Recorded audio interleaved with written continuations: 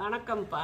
பிறந்த குழந்தைகளுக்கு நம்ம தாய்ப்பால் கொடுக்குறோம். நம்மளாம் இதுதான் மெயின். தாய்ப்பால் தான் நல்லது. தாய்ப்பாலில் நம்ம இனிப்பு போட்டால் கொடுக்குறோம் கிடையாது. அது இயற்கையாக வர்றது, இயற்கையாக குழந்தைய குடிக்கிறாங்க. அதே மாதிரி அடுத்து நம்ம இனிப்பே கொடுக்காம நம்ம வளர்த்துட்டு வந்தோம்னா அவங்களுக்கு இனிப்பு சுவையே தெரியாது. அது மாதிரி உப்பும் தான்.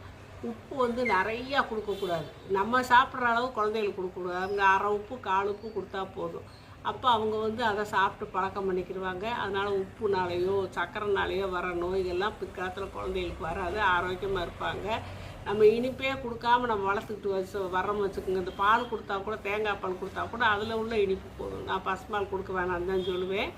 அப்புறம் அப்படியே கொடுத்துட்டு வந்தோம்னா அவங்க ஸ்கூலுக்கு போகிறப்ப இந்த சாக்லேட்டு அந்த இது அது இதுன்னு சொல்லி இனிப்புகளை கொடுத்தா கூட சாப்பிட மாட்டாங்க. ஏன்னா அவங்களுக்கு அந்த இனிப்பு சுவை பிடிக்காமல் போயிடும்.